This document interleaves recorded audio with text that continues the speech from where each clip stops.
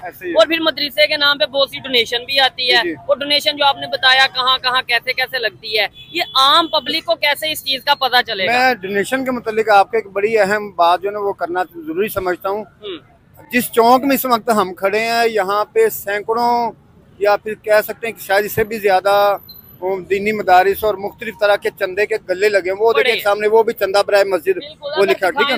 वो देखे सामने चंदा लगा, जगह जगह पे वो चंदे के बॉक्सेस लगे हुए हैं और लोग आते क्या पैसे कहाँ रहे हैं ये कोई पता नहीं है। ये किस मदरसे का है, किस मस्जिद का है, है भी या नहीं है या ये भी नहीं पता। सदकात के नाम पे भी बॉक्सेस लगे हुए हैं कि सदका दीजिए आपके पास मुसीबतें टलेंगी, सदका दीजिए आपको ये फायदा होगा। सदकात के फायदे हैं, लेकिन पाकिस्तान का इमेज खराब होता है जब गैर मुल्की यहाँ आते हैं। वो देखते हैं कि यहाँ जगह जगह पे उन्होंने सदके के डोनेशन के बॉक्सेस लगाए हैं, मदारिस के लिए बॉक्सेस लगाए हैं, मस्जिदों के लिए बॉक्सेस लगाए हुए हैं और लोग उसमें आते जाते पैसे डालते हैं। कोई चेक एंड बैलेंस नहीं, कोई पूछने वाला नहीं इनको। तो पाकिस्तान का इमेज ये जाता है कि ये सारी कौम मांगने भी लगी हुई है।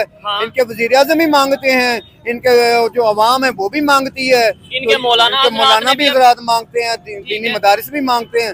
तो ये सारे मांगने पे लगे हुए हैं और वो फिर अपने न्यूज चैनलों पे जाके हमें भिखारी कौम कहते हैं। कोई हमारे वजीर आज़म को भिखारी कहता है, कुछ कहता है, कुछ कहता है। तो इस किस्म की बातें फिर सुन के हमें भी अच्छा नहीं लगता कि हमारे यहाँ एक सिस्टम होना चाहिए।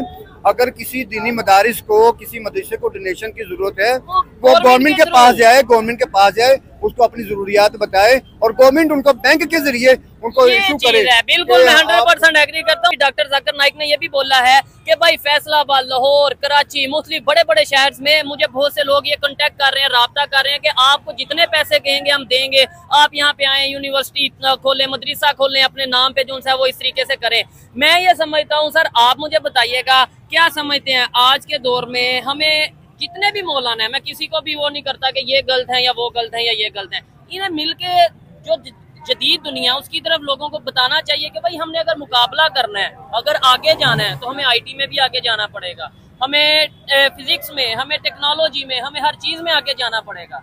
आप सर बुनियाद देखें, जब पाकिस्तान बनने से पहले जो सिस्टम था ना मदारस का, सिर्फ मदारस का सिस्टम नहीं था। अच्छा। आप हिस्ट्री को देखेंगे, मदारस और तालीम दोनों इकट्ठे थे, यानी कि दुनियावी तालीम और दीनी मदारस इकट्ठे थे।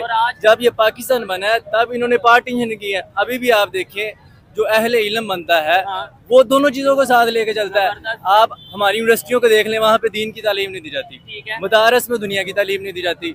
यहाँ पे नुकसान दोनों का है। जैसे इन्होंने कहा कि जी हुकूमत मदारस के साथ ताउन नहीं करती, किसी भी फिरके का, किसी भी नहीं। आप कह रहे हैं कि यूनिवर्सिटी में ये नहीं है, दीन की तालीम नहीं है, इस्लामियात में PhD हो रही है, बकायदा अरबी में PhD हो रही है। सर आप देखें मैट्रिक तक का सिलेबस तो देखें जरा, सिर्फ एक किताब दी जाती है जी इस्लामियात की, उसके बाद एक अरबी की किताब है, बाकी हमें बताएं तो सीरत नबी में कौन सा चैप्टर है? इंग्लिश की किताब में एक चैप्टर मिलेगा, वो भी आपको अल्लाह के रसूल की हल्की सी सीरत बता देंगे।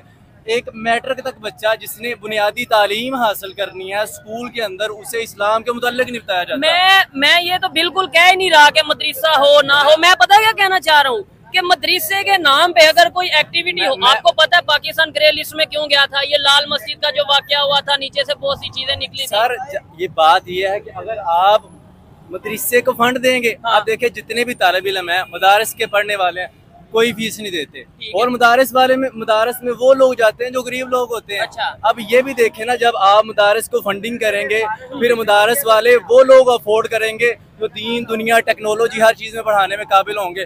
जब मदारस को कोई तावन ही नहीं कर रहा, हुकूमत सपोर्ट ही नहीं कर रही, अब आप ब्लेम करेंगे मदारस वाले कुछ नहीं कर रहे। लाखों का मतलब चंदा और आपको यूँ लगता है सर, यूँ लगता है, मेरे साथ चलें, मदारस का बिजली का बिल देखें, मदारस के अखराजात देखें, आप देख के दंग रह जाएंगे। 200 500 बच्चा पढ़ता है, इतना फंड आपको लगता है? ठीक है, बिजली का बिल, टीचर्स का खर्चा, बच्चों की रिहाइश का खर्चा। बात से एग्री करते हैं, वो कहते हैं फंड आता ही नहीं है। बात सुनिए, फंडिंग होती है, वो आप ये कहने कम आता है, यानी इतना नहीं आता कि भाई अफोर्ड कर सके ये सारी चीजें, टेक्नोलॉजी और ये चीजें। देखें, दीनी मदारिस को बिजली का बिल आएगा, गैस का बिल आएगा, पानी का बिल आएगा, तो जिस तरह से सरकारी स्कूलों को बिजली का बिल आता है, पानी का बिल आता है, गैस का बिल आता है, और वो गवर्नमेंट पे करती है, कोई टीचर अपनी जेब से या प्रिंसिपल अपनी जेब से नहीं देता। तो जब ये दीनी मदारिस को ये बिल आएंगे तो ये गवर्नमेंट पे करेगी।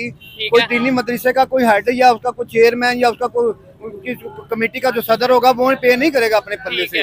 दीनी मदारिस का गवर्नमेंट के अंदर आना ये भी बेनिफिट हो। ठीक है, इसके ऊपर भी बात करेंगे। मुझे बताएं, इस टाइम जो इसराइल और फलस्तीन का मामला चल रहा है, जो जंग चल रही है, ऐसे माहौल में हमारे मौलाना हजरात क्या हमें लेक्चर दे रहे हैं, हमें क्या बता रहे हैं?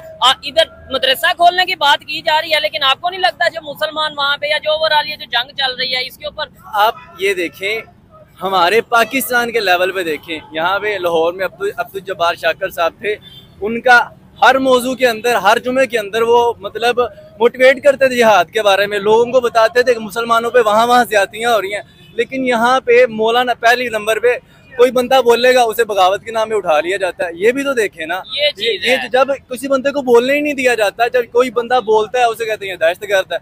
जब किसी कोई बंदा आप कहते हैं मौलाना की जिम्मेदारी है कि वो लोगों को सही बताएं कि मुसलमानों पे जुल्म सितम हो रहा है। अब यहाँ पे देखिए, इंसानियत का दर्स दें, यूनिटी का दर्स दें, अमन का, इत्तेहाद का दर्स दें। इधर हमारे मौलाना तो एक दूसरे पे, इवन हमारा पाकिस्तान का मीडिया इस टाइम रो रहा है कि डॉक्टर जाकिर नाइक साहब वापस चले जाए। ऐसा हो रहा है? बिल्कुल, आप देखिए लोग तंग आ गए हैं या डॉक्टर जाकिर नाइक तंग आ गए? गूगल पे रिसर्च करें, आपको डॉक्टर जाकिर नाइक के खिलाफ ज्यादा मुसलमानों के फतवे मिलेंगे। अच्छा। यहूदी, हिंदू, ईसाई बोलेंगे ही नहीं। हालांकि उन्होंने कितने ईसाई नहीं, वैसे इंडिया ने तो बैन किया ना कि भाई इस तरीके से, और यही शायद रीजन सीम है। मुझे देखने वाले कमेंट बॉक्स में बताइएगा कि भाई ये मदरसा या यूनिवर्सिटीज वो वहाँ पे इंडिया में भी खोल रहे थे, जिसकी वजह से शायद, और कुछ उनके लिंक ऐसी एक्टिविटीज में मुलव्वस वो पाए गए जिसकी वजह से बैन किया गया। अच्छा, यही मदरसा या यूनिवर्सिटी वो अपने इंडिया में क्यों, वो सिटीजन तो वहाँ के है ना, तो वहाँ पे खोल लें। मैंने आपको क्या है कि हमारा जो पाकिस्तान है ये हिंदुस्तान से जुदा हुआ है। हाँ। इसकी आप बेस पे जाएं, 1857 की जंग आज़ादी में जो मदारस थे, आप वहाँ मदारस की हिस्ट्री तो पढ़ें। मदरसा देवबंद है उधर, उसके अलावा जितने भी मदारस इंडिया में थे 1857 की जंग आज़ादी के वक्त अभी भी हैं बड़े उधर। नहीं, उस वक्त के जो मदारस थे वहाँ में फलसफा, केमिस्ट्री, तिब, आप देखें तो सही यार, मदारस में टोटली पढ़ाया जाता था। ठीक है, तो फिर पाकिस्तानी मदरसों में क्या क्यों नहीं पढ़ाया जा रहा? तो क्या कि यहाँ पे उन्होंने आगे पार्टीशन ही कर दी, दीन को जुदा कर दिया, सियासत को जुदा कर दिया, सारा कुछ जुदा कर दिया। एक अच्छे तरीके से उन्होंने अवाम को ये बता दिया कि भाई जो दीन की तालीम लेगा वो दुनिया से दूर हो जाएगा। अभी भी आप, या दुनिया की तालीम लेगा वो दीन से दूर हो जाएगा। अभी भी आप देखेंगे, जब भी कोई मदरसा या कोई मौलवी, आप पंजाब यूनिवर्सिटी में मेरे साथ चलें, आप जाएंगे, कोई मदारस से फारिग बंदा है ना, उसे दाखिला नहीं देते पीएचडी में। उसे, मेरे भाई ने पीएचडी किया, उसे मतलब काफी देर मतलब परेशान करते हैं। हमारे टीचर थे मुश्ताक साहब, उन्होंने कहा जी हमने ये वफाकुल मदारस किया हुआ है। ठीक है, तो मतलब एडमिशन नहीं था मिल रहा, सल्फिया से किया उन्होंने, मतलब कहते हैं जी हमने बीएड करना था, बड़ी मुश्किल एडमिशन मिला। अच्छा, आज ये कह रहे हैं कि भाई ठीक है यूनिवर्सिटी, ये सब चीजें, टेक्नोलॉजी और ये सारे मामला, कुछ साल पहले की आपने जैसे 80s की बात कर दी, आपने कहा 1858 में 57 में चल जाए तो वहाँ हिंदुस्तान में ऐसे मदरसे थे। एक मिनट मुझे मौका दें, तब ये कहा जाता था, इवन 20 साल पहले, 25 साल पहले हमारे पाकिस्तान के मौलाना साहब ये कहते थे कोई तस्वीर बनाना हराम है, क्या कहा जाता था, आपने सुना? ठीक है, आज तस्वीर के, आज अपने जो यूट्यूब चैनल भी हैं, अपने अपने टीवी चैनल भी हैं, और 24 घंटे इवन आपकी मेरी, हम सबकी वीडियो बन रही है। मौलाना साहब सबसे ज्यादा टीवी पे बैठे होते हैं। मैं बात बताता हूँ, अल्लाह के रसूल सल्लल्लाहु अलैहि वसल्लम ने फरमाया कि क़यामत वक्त एक ऐसा वक्त आएगा कि ईमान आग की हथेली पे रखने के बराबर होगा। एक बंदा अगर दिन को मुसलमान, रात को वो गैर मुस्लिम होगा, रात को मुसलमान